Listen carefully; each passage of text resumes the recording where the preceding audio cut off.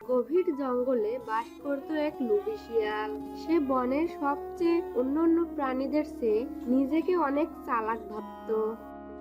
একদিন সে বনের মধ্য দিয়ে একা একা হাঁটছিল। অনেকদিন হলো তো তাজা তাজা মাংস খাওয়া হয় না। দেখি কাউকে বোকা বানিয়ে তার কাছ থেকে খাবার নিয়ে খাওয়া যায় কিনা।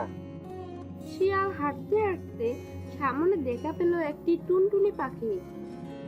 আরে আরে টুনটুনি বোন রে, এত সকাল সকাল কোথায় যাচ্ছ?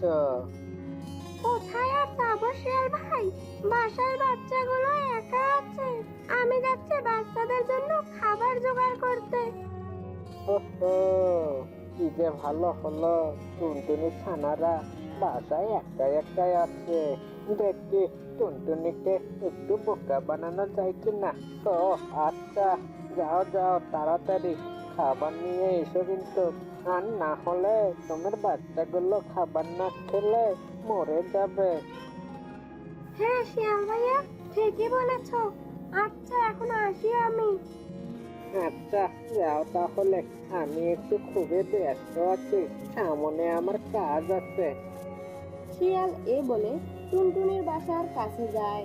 উপরে গাছের ডালে দেখে টুনটুনির দুটি বাচ্চা কিচিরমিচির করছে। তাদের দুজনকে দেখে শিয়ালের অনেক লোভ এসে যায়। গাছের নিচ থেকে শিয়াল টুনটুনির বাচ্চা দুটোকে বলে, আরে আরে টুনটুনি ছানা যে, তোরা দুজন গাছে কি করছো? খেলা করছে নাকি? আমরা তো বসে আছি, আমাদের মা আমার জন্য খাবার জোগাড় করতে গেছে, আমরা আমাদের মায়ের জন্য অপেক্ষা করছি। আরে ছানারা, এই জন্য তো আমি তোমাদের কাছে এসেছি, তোমার মায়ের সংবাদ নিয়ে। তবে কি করে যে বলি তোমাদেরকে তোমার মায়ের কথা। কেন, কি হয়েছে আমাদের মায়ের? তোমাদের মাকে জঙ্গলের রাজা সিংহ তার খাতায় বন্দি করে রেখেছে। এই কথা শোনার পরে টুনটুনের বাচ্চা দুটো অনেক কান্না করতে থাকে আর কাঁদতে কাঁদতে শিয়ালকে বলে, কেন কেন, কি করেছে আমার মা? সিংহ কেনই বা আমার মাকে তার গুহায় আটকে রেখেছে? আমরা এখন কার কাছে থাকবো? আমাদের দুজনের কি বা হবে? আরে বাচ্চারা, তোরা কেঁদো না, আমি তো আছি, আমি তো এসেছি তোমাদের তোমার মার কাছে নিয়ে যেতে। তোমরা কি আমার সাথে যাবে? আমরা কিভাবে যাব আমাদের মায়ের কাছে? আমরা তো উঠতে পারি না। আরে বাচ্চারা, তোরা কোনো চিন্তা করো না, তোমাদের জন্য তো তোমাদের শিয়াল মামা আছে। কিন্তু মামা, আমরা এখন এখান থেকে যাব কিভাবে? তোমরা না একটা কাজ করো বাচ্চারা, তোমরা গাছের ডাল থেকে লাফ দাও, আর আমি নিচ থেকে তোমাদেরকে ধরছি। কিন্তু আমরা যদি নিচে মাটিতে পড়ে যাই তাহলে তো মারা যাব মামা। আরে বাচ্চারা, তোরা তো জানোস না, এমনি ভাবেই তো তোরা আমার পেটে চলে যাবি। আরে আরে বাচ্চারা, তোমাদের মামা থাকতে তোমাদের ভয় কিসের? তোরা লাফ দে। বাচ্চা দুটো যখনই লাফ দেয় তখনই শিয়াল বাচ্চা দুটোকে ধরে খেয়ে ফেলে। এমন সময় টুনটুনির বাসার পাশ দিয়ে যাচ্ছিল কাক। সে শিয়ালকে টুনটুনির বাচ্চা দুটোকে খেতে দেখে ফেলে। আর তখনই কাক বলে, আরে শিয়াল বেটা তো টুনটুনি ছানাদেরকে খেয়ে ফেললো, যাই তাড়াতাড়ি যাই, টুনটুনিকে দিয়ে খবরটা দিয়ে আসি। পথের মাঝে টুনটুনির সাথে দেখা হলো। আর তখনই কাক বলল, টুনটুনি পাখি, টুনটুনি পাখি, তুমি তাড়াতাড়ি তোমার বাসায় চলো, তোমার তো খুব বড় সর্বনাশ হয়ে গেছে টুনটুনি পাখি। কেন, কি হয়েছে কাক ভাইয়া? আমি না তোমার বাসার পাশ দিয়ে তখন যাচ্ছিলাম, তখন দেখি শিয়াল বেটা তোমার ছানা দুটোকে ধরে খেয়ে ফেললো। না না না কাক ভাইয়া, এটা হতেই পারে না। এখন আমি আমার ছানাদের ছাড়া কিভাবে বেঁচে থাকবো কাকু ভাইয়া? কেঁদো না টুনটুনি, শান্ত হও। অবশ্যই শিয়ালকে এর শাস্তি দিতেই হবে। হ্যাঁ কাকু ভাইয়া, আমি আর শিয়ালকে শাস্তি ঠিকই দেব। আমার এই ফুটফুটে বাচ্চা দুটোকে ও কিভাবে খেলো? যাক, অনেকদিন পরে টুনটুনির বাচ্চাদেরকে খেয়ে আমার পেটটা একদমে ভরে গেল। আর বোকা বাচ্চারাও আমার কথা শুনে আমার মুখে লাগিয়ে আসলো। আর আমি কি যে মজা করে খপাত করে খেয়ে ফেললাম, পেটটা আমার একদম ঠান্ডা হয়ে গেল। এভাবেই কেটে গেল বেশ কিছুদিন। অনেক দিন তো হলো বনের এটা ওটা খেয়ে পেটকে শান্তি দিচ্ছি। বেশ কিছুদিন হলো তাজা মাংস চোখেই দেখি না। দেখি আজকে কোনো তাজা তাজা মাংস চোখে পড়ে কিনা। শিয়াল আবারও বনের ভিতর দিয়ে হাঁটতে হাঁটতে পৌঁছে গেল সিংহের বাসায়। আর সিংহের বাসায় ছিল দুটো ছানা। ছানা দুটোকে দেখে শিয়ালের খুব খেতে ইচ্ছে হলো। সিংহ ছিল বাসার বাহিরে, সে শিকারের খুঁজে। ছানা দুটো বাসার সামনে খেলা করছিল। শিয়াল সিংহের ছানাদের কাছে আসলো আর বলল, আরে সিংহ মামারা নাকি? তোমরা তাহলে কি খেলা করছো? আর তোমার মা কোথায় গিয়েছে? শিয়াল মামা, তুমি এসেছো, খুব ভালো হয়েছে। মা আমাদের জন্য খাবার আনতে গিয়েছে। আমরা তো বাসায় একা একা খেলছিলাম। তা একটা ভাগ্নে, তাহলে তোমাদের সাথে কি আমাকেও একটু খেলাতে নেবে? আর আমি তোমাদের সাথে মজার মজার খেলা খেলতে চাই। আচ্ছা মামা, তাহলে বলো সেই মজার খেলাটা কি? আমরা খেলতে চাই মামা। আচ্ছা ভাগ্নে, চলো আমরা নৌকাটি খেলি। তোরা দুজন নৌকাবে আর আমি তোমাদেরকে খুঁজে বের করবো, ঠিক আছে? আচ্ছা মামা, তাহলে আমরা কোথায় পালাবো? তোমরা দুজন দুদিকে পালাও আর আমি তোমাদের দুজনকে খুঁজে বের করবো। আচ্ছা মামা, তুমি তাহলে চোখ বন্ধ করো, আমরা দুজন তাহলে পালাই। ঠিক আছে, আমি তাহলে চোখ বন্ধ করছি, তোরা দুজন দুদিকে পালাও।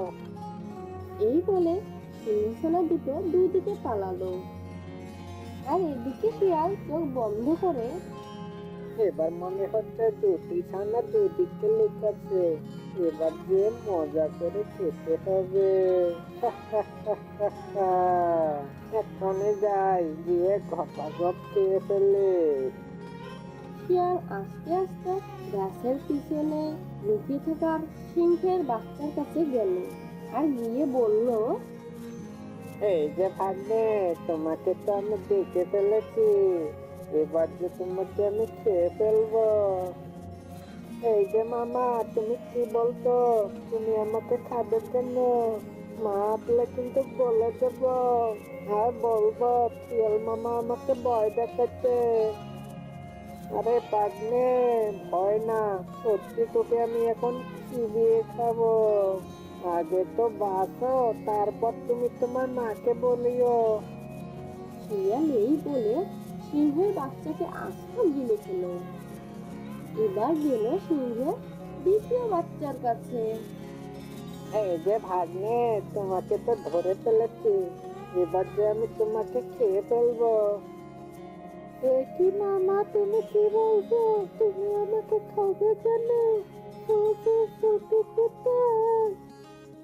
আরে রাগটা ছোট ভাই, ওকে তো আমি রাস্ত গিলে খেয়ে ফেলেছি। আর এখন ওকেও আস্ত গিলে খেয়ে ফেলবো। হে হে হে। শিয়াল এই বলে সিংহর দ্বিতীয় বাচ্চাকে কামড়ে কামড়ে খেয়ে ফেললো। এমন সময় সিংহ এসে হাজির হলো আর বলল, আরে শিয়াল, এত সাহস তোর! তুই আমার এত বড় সর্বনাশ করলি! আরে আরে, অবস্থা তো দেখছি খুবই ভয়ানক।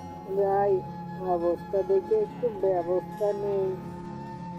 এই কথা বলে শিয়াল দিল একটা দৌড়। সিংহ তার পিছু পিছু ছুটল।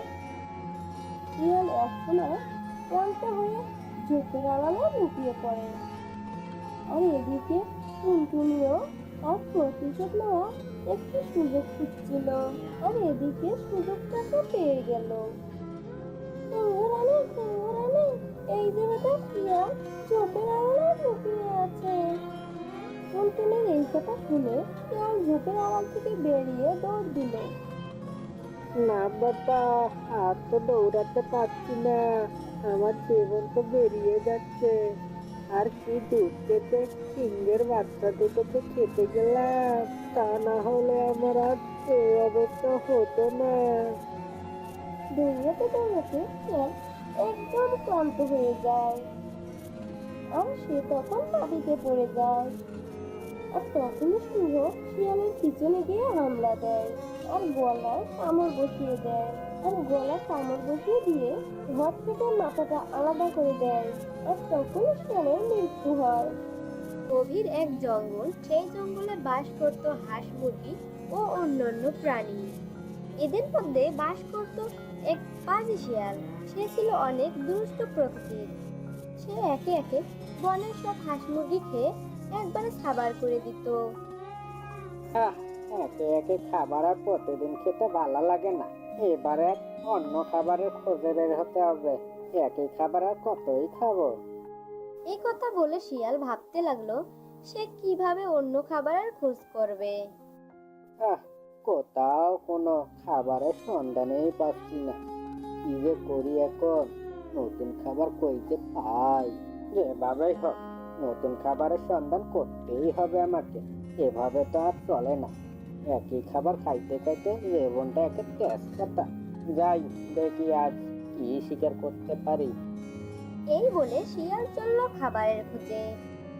হেই হেই, যেতে যেতে পথে পূর্ণিমা রাতে চাঁদ উঠেছিল গগনে, হে হে হে হে, চাঁদ উঠেছিল গগনে, হে হে হে হে।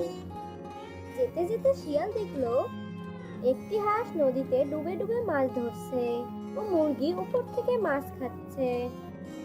এ দৃশ্য দেখে দুষ্ট শিয়ালের মাথায় একটি দুষ্ট বুদ্ধি চলে এলো।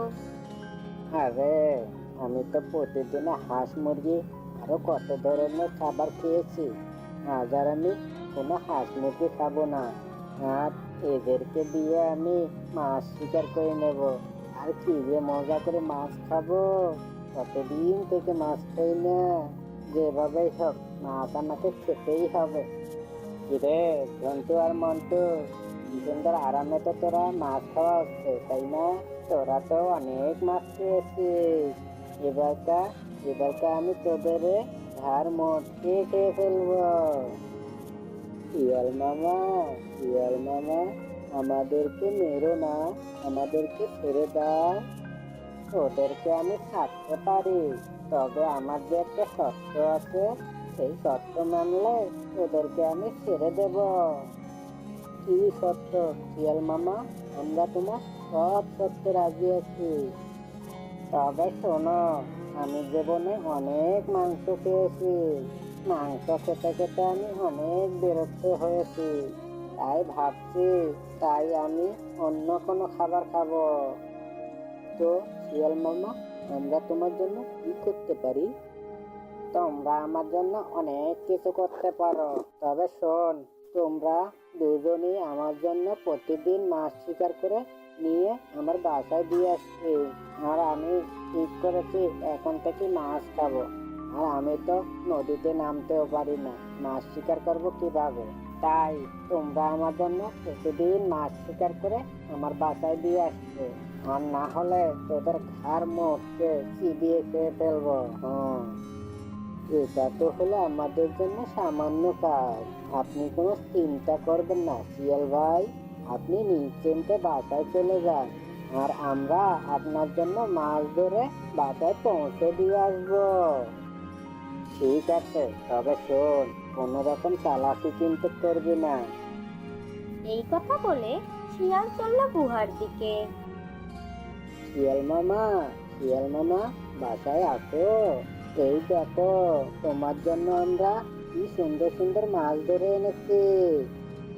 কিরে ঝন্টু আর মন্টু, তোরা এসেছিস, আর এভাবে আমার জন্য প্রতিদিন তোরা মাছ শিকার করে নিয়ে আসছি, ঠিক আছে?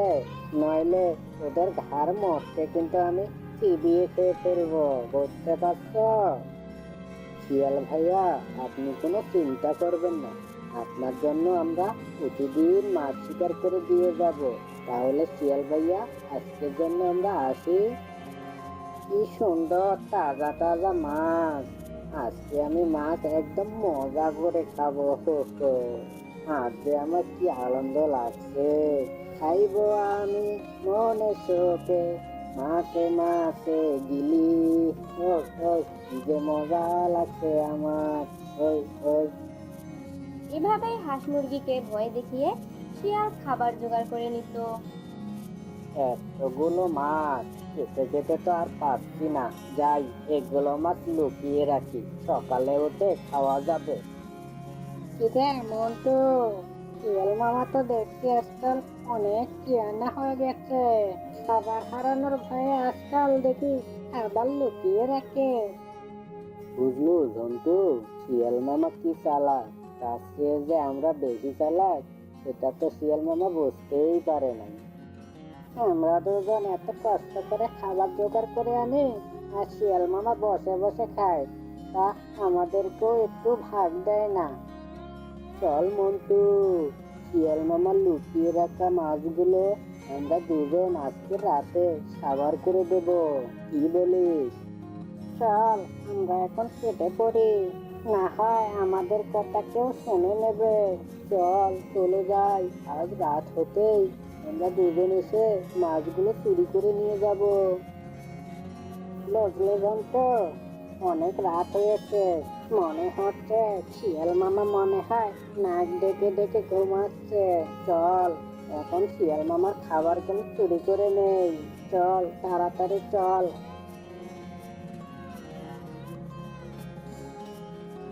আরে আরে, কি ব্যাপার, আমার মাছগুলো গেল কোথায়? এখানেই তো রেখেছিলাম। নিশ্চয়ই কেউ এসে আমার মাছগুলো চুরি করে নিয়ে গিয়েছে।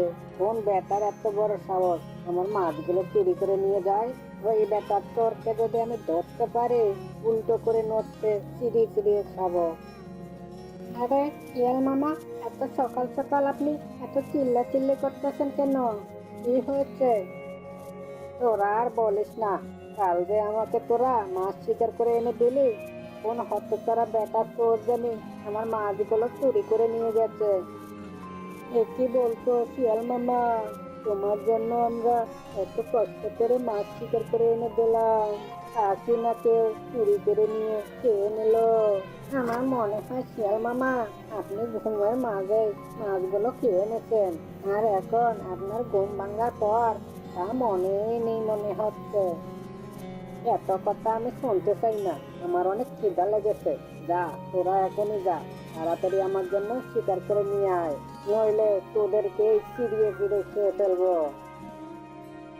বুঝলি মন্টু, শিয়াল মামা এমন নাক ডেকে ঘুমায়, তার আশেপাশে কি হচ্ছে নিজেও বলতে পারে না। এই দেখলি তো শিয়াল মামার সাথে আজ কি হলো, তো তুই দেখলি শিয়াল মামার সাথে কি খেলাটাই না খেললাম। সব সময় মনে রাখবি, শক্তি দিয়ে নয় বুদ্ধি দিয়ে ট্রায়াল করতে হয়। এখন চল শিয়াল মামার জন্য মাছ শিকার করে নিয়ে আসে, নইলে রান ঢালাই খেতে হবে। আজকে তো এই কটা মাছ শিকার করলি, এগুলো শিয়াল মামার জন্য নিয়ে যাব না আমরাই খাবো, বল তো শুনি? তুই কোনো চিন্তা করিস না বন্ধু, রাত হলে শিয়াল মামার ওখান থেকে এগুলো আবার আমরা চুরি করে নিয়ে আসবো, আর তারপরে দুজন মিলে চপাটপ খেয়ে ফেলবো। হা হা হা।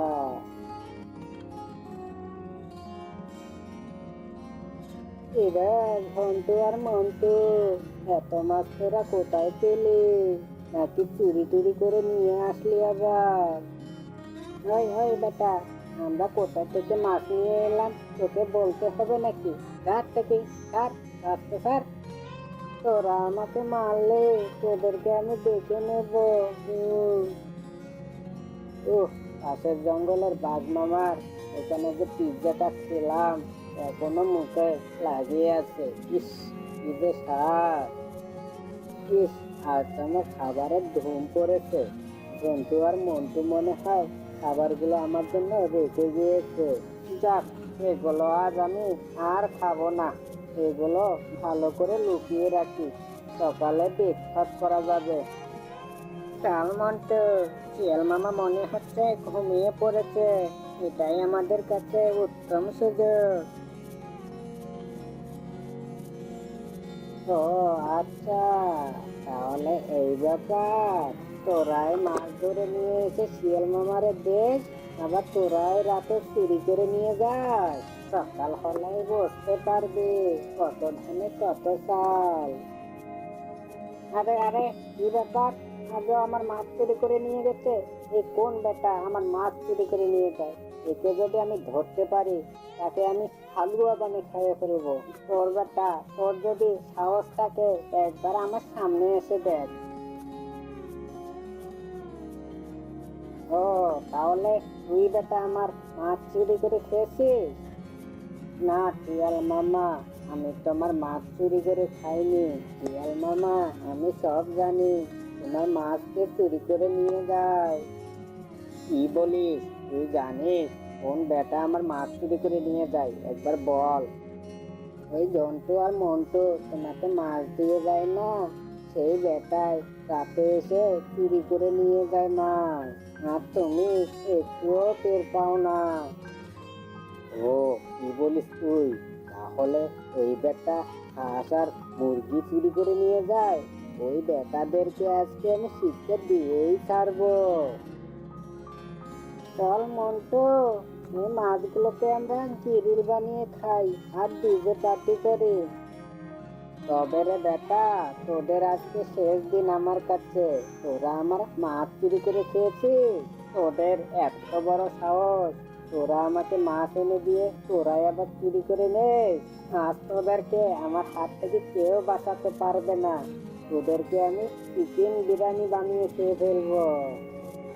এবারের মতো শিয়াল মামা আমাদেরকে মাফ করে দাও, আর কখনো এরকম কি হবে না। শিয়াল মামা, আমাদেরকে ক্ষমা করে দাও, আমাদের অনেক ভুল হয়েছে। ঠিক আছে, তোদেরকে এবারের মতো মাফ করে দিলাম। তবে মনে রাখিস, আজ জানো দ্বিতীয়বার ভুল হয় না। যদি ভুল হতে, তাহলে তোদেরকে আমি বিরিয়ানি চিকেন বানিয়ে চিড়ে চিড়ে খেয়ে ফেলবো। এই জঙ্গলের মধ্যে একটি কমলা গাছে দুটি কমলা ছিল। একদিন কাঁচা কমলা দুটি তাদের নিজেদের মধ্যে কথা বলছিল। ওহে বন্ধু, তুমি কেমন আছো? আমি ভালো আছি। আর তোমার কি অবস্থা বন্ধু? আমি তো বন্ধু সবসময় ভালো থাকি। বন্ধু, তুমি কি আমার দিকে কিছু লক্ষ্য করেছো? আমাকে দেখতে তোমার থেকে অনেক সুন্দর লাগে, তাই না? কি যে বলো বন্ধু, আমরা দুজন তো একই দেখতে। আর তাছাড়া তো আমরা দুজন একই গাছের কমলা। তাহলে তুমি অধিক বেশি সুন্দর কিভাবে নিজেকে বলতে পারো অধিক সুন্দর বন্ধু? তুমি যাই বলো না বন্ধু, আমরা একই গাছের একই রকম দেখতে হলেও আমি তোমার চেয়ে অনেক সুন্দর। যদিও দুটি কমলা দেখতে একই রকম ছিল, কিন্তু দুটি কমলার মন ছিল সম্পূর্ণ আলাদা। একজন কমলা অনেক ভালো এবং দয়ালু স্বভাবের, আর অন্যটি ছিল অহংকারী, স্বার্থক, হিংসুটে স্বভাবের। এভাবেই দেখতে দেখতে বেশ কিছুদিন কেটে গেল। আর এদিকে কমলা দুটিও বেশ বড় হয়ে যায়। এ দুটি কমলার মধ্যে থেকে অহংকারী কমলাটি দ্রুত পেকে যায় এবং দেখতেও সে গায়ের রং অনেক সুন্দর হয়। এমন সুন্দর রূপে অহংকারী কমলাটি আরো অহংকার হয়ে ওঠে, আর সে সবসময় তার রূপের বহর করতে থাকে। একদিন পাকা কমলাটি বলে ওঠে, আজ আমি অনেক খুশি, কারণ আজ আমি সুন্দর রূপে পরিণত হয়েছি। আমার শরীর থেকে অনেক সুন্দর সুগন্ধ বেরোচ্ছে। এমন এই পাকা কমলাটি রূপের বড়াই করে কাঁচা কমলাটিকে শোনাচ্ছিল। এমন সময় কাঁচা কমলাটি বলে ওঠে, বন্ধু, তোমার গায়ে থেকে অনেক সুগন্ধ বেরোচ্ছে, আর তুমি তা নিয়ে অনেক অহংকার করছো। বন্ধু, তুমি এটা কিন্তু ঠিক করছো না। আমার সুন্দর রূপ সুন্দর সুগন্ধের জন্য তোমার বরং হিংসে হচ্ছে, তাই না? আর আমি জানি এটা তো হওয়ারই কথা, তাই না? কারণ আমার মতন সুন্দর এই জঙ্গলের একটি ফলও পাবে না। আর তোমাকে দেখো, দেখতে কেমন জানি বিশ্রী দেখা যাচ্ছে। আর তোমার শরীর দিয়ে তেমন সুগন্ধিও বের হচ্ছে না।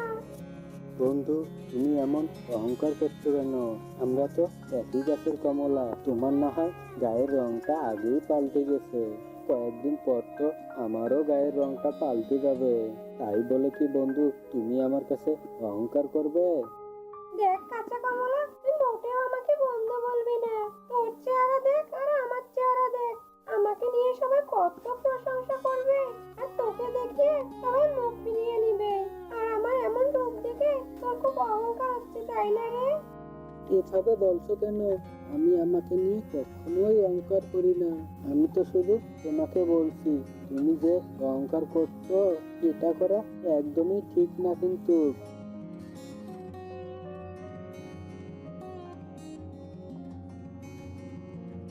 বেশ কিছুক্ষণ পর একটি কাক বিশ্রাম নেওয়ার জন্য পাকা কমলার ডালে এসে বসে। আর তখনই পাকা কমলাটি অনেক রেগে যায়। আর পাকা কমলাটি বলে ওঠে, এই বাজে কাক, তুই আমার ডালে এসে বসেছিস কেন? তোর গায়ের নোংরা যদি আমার গায়ে এসে পড়ে, তাহলে তো আমার সৌন্দর্য নষ্ট হয়ে যাবে। যা ভাগ এখান থেকে, ভাগ বলছি। তখন কাকটি বলে, পাকা কমলা ভাই, আমি না অনেক ক্লান্ত, তাই তো এখানে বিশ্রাম নেওয়ার জন্য বসেছি। আর আমি এখানে একটু বিশ্রাম করেই চলে যাব। কাকের এমন কথা শুনে পাকা কমলাটি অনেক রেগে যায় আর বলে, মূর্খ একটা, বিশ্রাম নিবি তো আর কোনো জায়গা পাসনি তুই? এমন করে কথা বলছো কেন বন্ধু?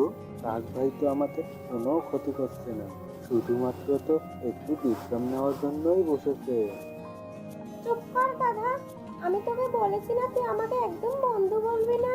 আর আমার ব্যাপারে তোর নাক না গলানোটাই ভালো। কাক ভাই, তুমি আমার এদিকে ডালটাতে বসো, আর তোমার যতক্ষণ ইচ্ছে হয় তুমি আমার ডালেই বসে থাকো। এই বাজে কাক, তোকে বলছি না এখান থেকে যেতে, দ্রুত যা। ইস, আমার শরীরটা বন্ধ করে দিল। এরপর কাকটি কাঁচা কমলার ডালে এসে বসে আর বলে, ধন্যবাদ কাঁচা কমলা, তুমি অনেক ভালো। আর ওই পাকা কমলা অনেক অহংকারী, তাই অহংকার যে সর্বনাশ ডেকে আনে, তাই অহংকার করা বেশি ভালো না। হ্যাঁ কাক ভাই, তুমি একদম ঠিক বলেছ। আচ্ছা কাঁচা কমলা ভাই, অনেক তো বিশ্রাম নিলাম, আমি বরং এখন যাই, তুমি থাকো, আবার দেখা হবে।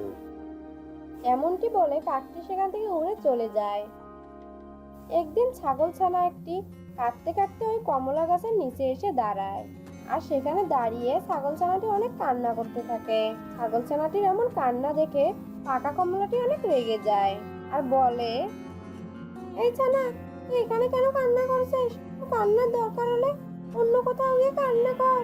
ইস, আমার মাথাটা একদম ধরিয়ে দিল রে। পাকা কমলা, তুমি ওই ছোট ছানাটির সাথে এরকম ব্যবহার করতে পারো না, তার সাথে তুমি ভালো ব্যবহার করো। কোথায় তুমি ওর কান্না থামাবে আর কি হয়েছে তা জিজ্ঞেস করবে, তা না করে তুমি ওকে বকছো। আর তোমার থেকে এর থেকে বেশি কিছু আর আশাই করা যায় না। এরপর কাঁচা কমলাটি ছাগলছানাকে উদ্দেশ্য করে বলে, কি হয়েছে ছাগল ছানা তোমার? এভাবে তুমি কান্না করছো কেন? তোমাকে কেউ কি মেরেছে? ছাগলছানাটি জবাব দিয়ে বলল, না, আমাকে কেউ মারেনি, আমার মা আমাকে একটু বকেছে, তাই তো আমি কান্না করছি। আর আমি বাড়িতেও ফিরে যাব না। এমনি এমনি তো তোমাকে বকে নাই, নিশ্চয়ই তুমি কোনো অপরাধ করেছো, তাই তোমাকে বকছে। অপরাধ? হ্যাঁ, অবশ্যই একটু অপরাধ করেছি আমি, তাই বলে কি আমাকে বকবে বলো তো? আচ্ছা তুমি আমাকে বলো তো আগে, মা কি তোমাকে শুধু বকে নাকি আদরও করে? আমার মা তো আমাকে অনেক আদর করে আর আমাকে অনেক ভালোবাসে।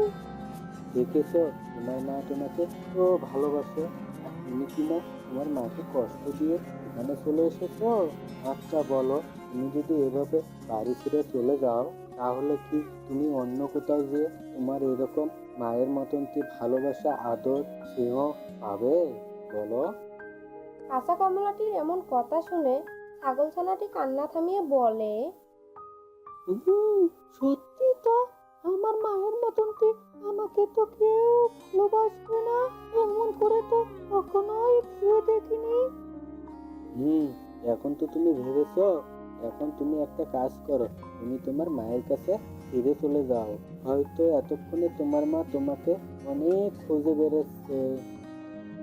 এমন সময় পাকা কমলাটি বলে, এই যে ছানা, তুমি মোটেও কাঁচা কমলাটির কথা শোনো না। তোমার মা তোমাকে একটুও ভালোবাসে না, আর তাই তো তোমাকে অনেক বকেছে। তুমি বাড়ি ছেড়ে চলে এসো, একদম ঠিক করেছো। ঠিক এমন সময় ছাগলছানাটির মা ছাগলছানাটিকে খুঁজতে খুঁজতে ঠিক সেখানে চলে আসে। আর তার ছানাকে পেয়ে ছাগলটি অনেক খুশি হয়। আর তখন ছানাটি উদ্দেশ্য করে বলে, বাবা, আমি তোমাকে বকেছি, তাই তোমার অনেক মন খারাপ হয়েছে, তাই না? আমি তোকে আর বকবো না। এখন তুই বাড়িতে চল বাবা, আমি তোর পছন্দের ঘাস এনেছি, চল বাবা। এইদিকে কাঁচা কমলাটি বলে, আমি তোমাকে বলেছিলাম না ছাগলছানা, তোমার মা তোমাকে অনেক খুঁজে বেড়াচ্ছে, এখন দেখলে তো। কাঁচা কমলা, তোমাকে না অনেক ধন্যবাদ। আর তোমার জন্যই আমি আমার ভুল বুঝতে পেরেছি। তুমি না অনেক ভালো। তো তোমরা থাকো, এখন আমি চলি। এমন কথা বলে ছাগলের ছানাটি তার বাড়ির উদ্দেশ্যে যাওয়ার জন্য রওনা দিল। তখন পাকা কমলাটি কাঁচা কমলাকে বলে, ও যত সব আদিক্ষেতা। এরপর কেটে যায় বেশ কিছুদিন।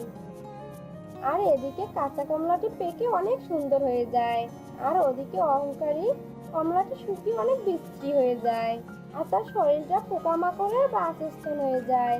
আর এমন খারাপ অবস্থা দেখে অহংকারী কমলাটি কান্না করতে করতে বলে, হায় হায়, এ কি অবস্থা হয়েছে আমার! আমি যে দেখতে অনেক কুৎসিত হয়ে গেছি। সময়ের পরিবর্তনের সাথে সাথে যে আমিও পরিবর্তন হয়ে গেছি। এমনই বলতে বলতে অহংকারী কমলাটি অনেক কান্না করতে থাকে। আর ওদিকে কাঁচা কমলা রূপী পাকা কমলাটি বলে, তুমি দেখেছো বন্ধু, আজ তোমার কি অবস্থা?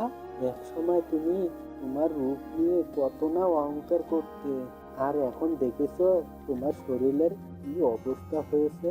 তাই বলি কি বন্ধু, যার শুরু আছে তার আবার শেষও আছে।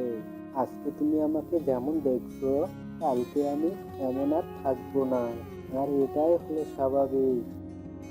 এরপর অহংকারী কমলাটি অনেক দুর্বল হয়ে যাওয়াতে গাছ থেকে ছেড়ে মাটিতে পড়ে যায়, আর সেখানেই মারা যায়।